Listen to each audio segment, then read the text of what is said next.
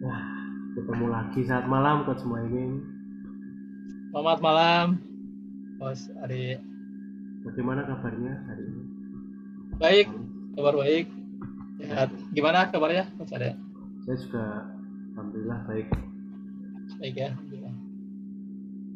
Sedang sibuk apa ini Coach? Hari ini tadi saya ke dinas itu ada kegiatan Zoom meeting. Numpang tempat aja sih di sana di ruangan kampus Kurjarnya. Hmm. Kemudian siang saya ke daerah Fatmawati di Direktorat Pembinaan SMA ya. Ya. Ngambil berkas. Nah kebetulan pekan depan itu 23 sampai 25 saya akan melakukan monep ke Oh, Papua. ke Papua.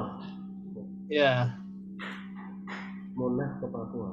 Itu ya monep ke sekolah. Ada 3 sekolah yang kita tuju, monep DAK, dan alokasiusnya dan bos reguler seperti itu.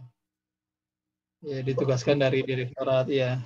di Papua. Diminta ya di Biak, tepatnya di Biak Numpor, Ya. Kabupaten Biak Numpor. Ya, terus bagaimana coachingnya? Eh ya itu Selasa depan nanti melihat karena kalau jam beliau waktunya kan ya Jam. jam 1 ya kita di sini berarti di sana itu sudah jam 3. Nah, semoga jam 3 itu jam 15 itu kegiatan saya hari itu hari Selasa itu Oke.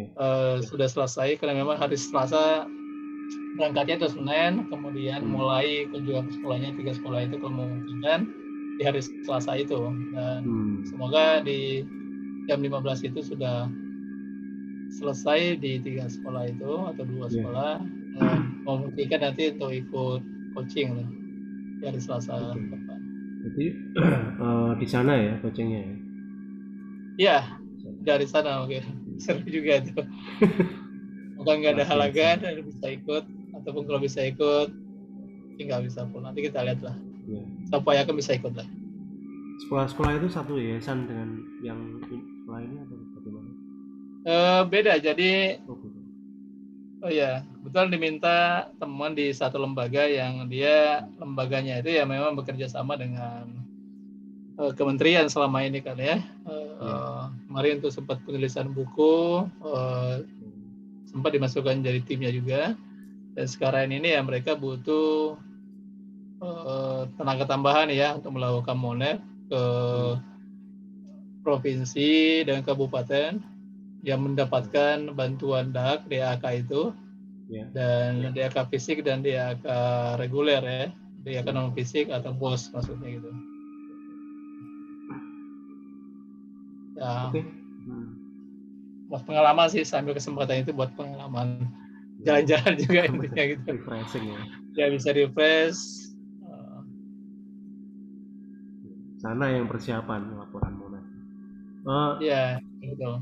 Ya. Baik coach, beberapa saat lagi kita akan mengevaluasi ya pro bono Ya, coaching yang telah coach lakukan. Kapan terakhir melakukan pro bono coaching? terakhir melakukan coaching itu 2 minggu lalu. Ya, 2 minggu lalu ya. Tepatnya di tanggalnya nanti ya, 2 minggu lalu Ya, lah, di 2 minggu bulan lalu. Mei ini ya. Iya, 2 bulan lalu. 2 minggu lalu. Di awal-awal Mei lah. Ya. Tapi masih sepi job ya. Job Iya, coaching. masih cukup job. Ini akan kita evaluasi ya coach. Apakah coach Baik, baik. bersedia? Bersedia, bersedia. Ya. Eh, siapa yang akan kita evaluasi? Kira-kira yang pernah Ya, dan coach siapa nama kliennya? nama kliennya itu Ai Nur Hasana. Jadi Ibu Ai Nur Hasana, tulang kepala sekolah di sekolah kami. Gitu. Oh, oh gitu. Jadi bukan Ya, kliennya bukan dari grup MCI ya, tapi dari ya, bukan sekolah dari sekolah. grup MJI, tapi dari kepala sekolah. Apakah masih ingat tanggalnya, bulan, tahun? Ya, tanggalnya waktu itu minggu lalu ya, kalau nggak salah hari apa waktu itu saya datang itu di hari Senin ya, hari Senin. nggak salah ya. Masuk itu jam berapa? Ya 9 Mei 9 Mei di jam pagi. 8 pagi ya gitu. Berapa Artinya kurang dari 60 menit lah. Lama juga ya. Ya, kurang dari 60 menit.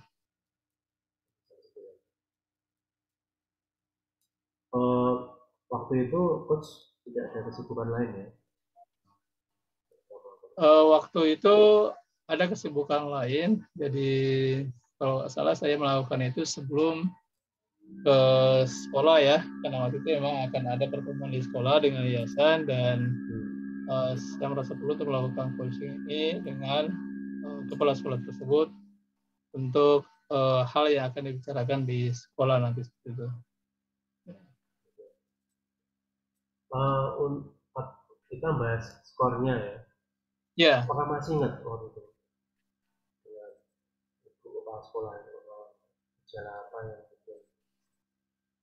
Ya, jadi waktu itu berkaitan dengan apa yang pernah saya sampaikan ya, masalah waktu itu dengan Coach Ade juga, bahwa di yayasan kami itu sedang ada dinamika lah seperti itu, dan untuk skornya itu ada gejala ini kan ya, dari simptomnya itu ada gejala apa namanya, ada kebingungan di pimpinan khususnya, kemudian ada rasa khawatir juga, ada sedih dan lain sebagainya, bercampur baur lah di situ.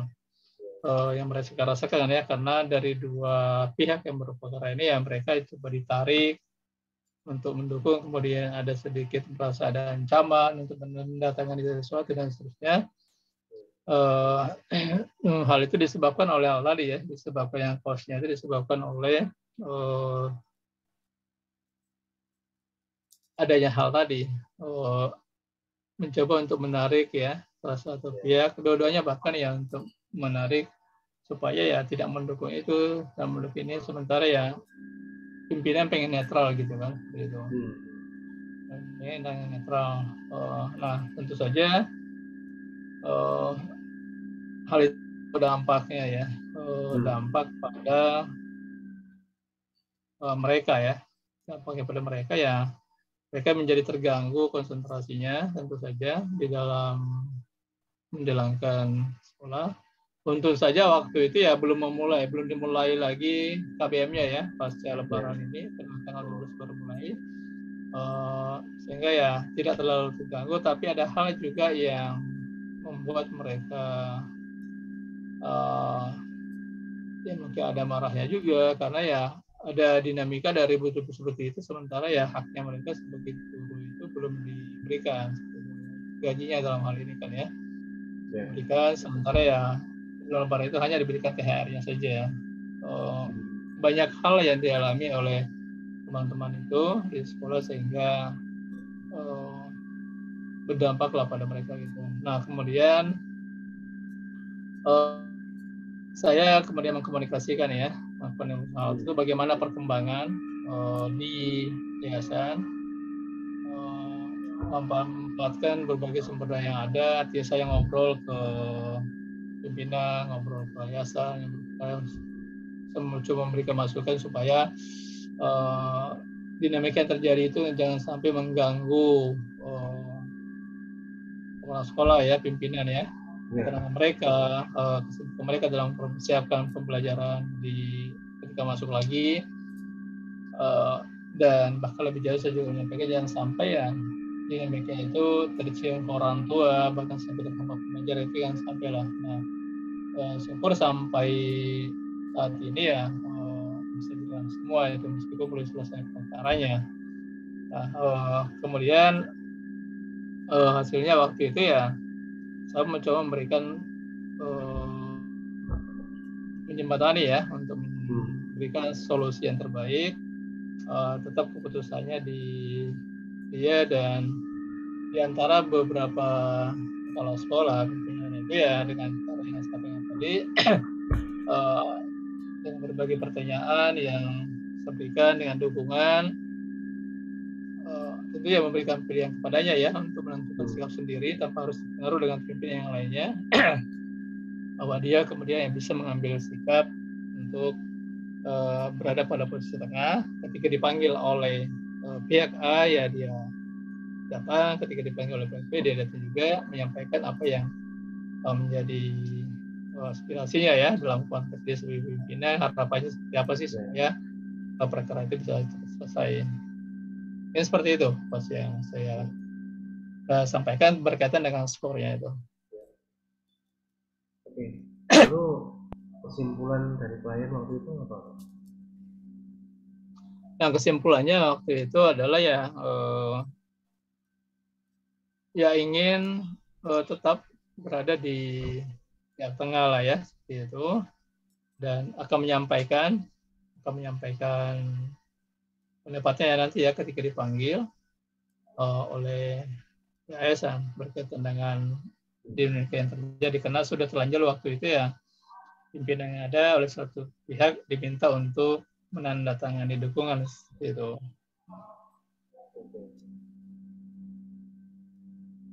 Oke.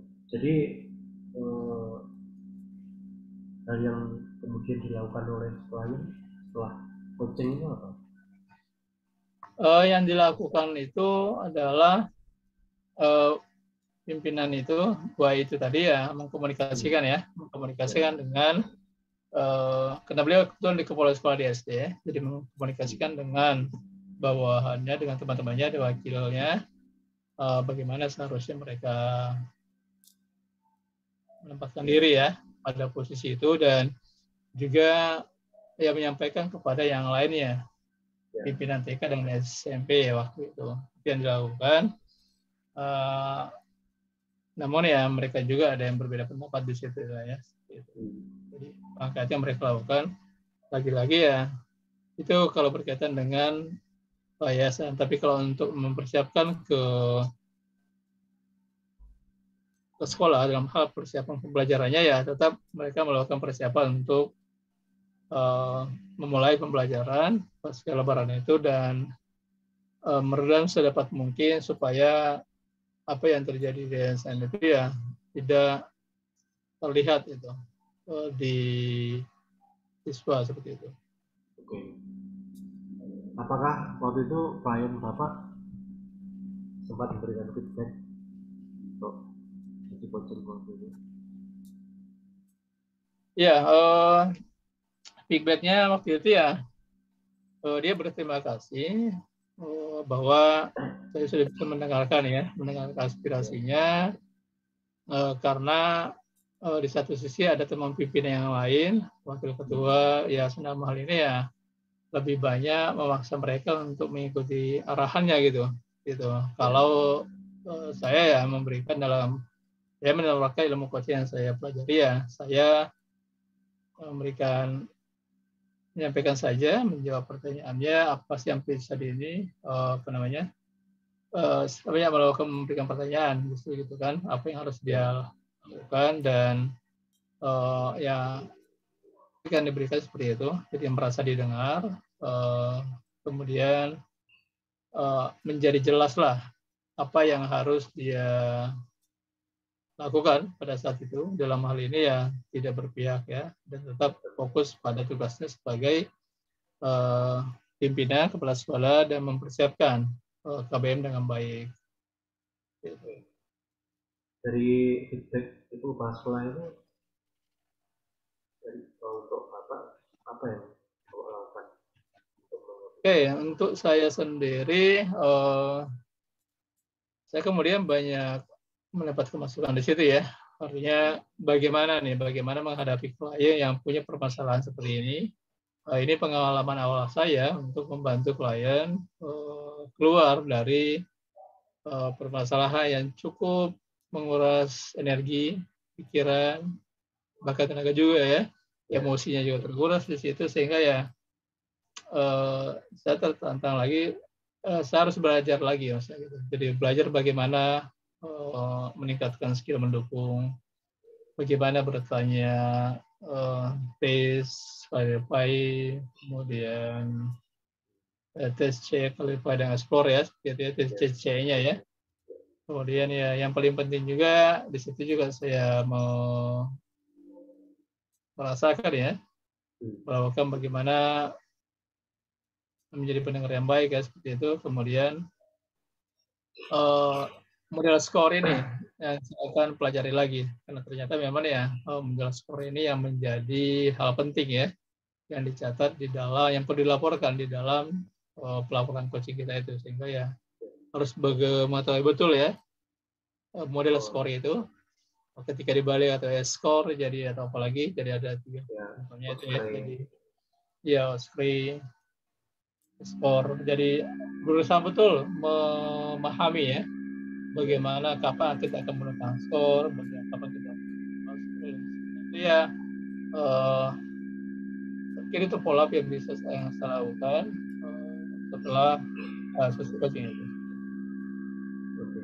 Kemudian apakah ada janjian gitu mau coaching lagi atau hanya sampai situ saja? Ya waktu itu tidak ada waktu yang ditentukan khusus. Tapi saya menyampaikan ya, kalau merasa perlu diskusi lagi, saya bisa menyampaikan diskusi aja sebentar coachingnya. Jadi diskusi lagi, langsungkan datang atau menghubungi saya lagi. Waktu itu memang ada beberapa kali ini ya, beberapa kali nelfon lagi, ada waktu yang singkat, tapi sehingga ya saya nggak menghitungnya itu sebagai sebuah sesi coaching. Ketika ada perlu masukan apa, perlu mengkonfirmasi apa, misalnya minta masukan apa, ya tetap saya layani dan tetap menggunakan ilmu coaching yang saya ketahui, menggunakan model-model yang ada dan skill yang sudah kita pelajari. Baik, luar biasa. Tadi Bapak Coach sudah menyarankan pro bono coaching ibu kepala sekolah, dan permasalahannya cukup kompleks ya, tapi untuk dan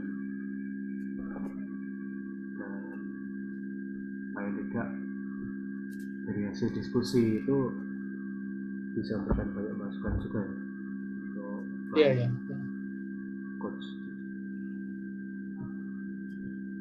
Baik Coach, terima kasih. Saya pikir cukup sekian. Semoga pro bono coaching yang dilakukan Coach Muhaimin dapat memperoleh kompetensi yang Coach Muhaimin miliki dan menambah semangat untuk terus belajar dan berlatih.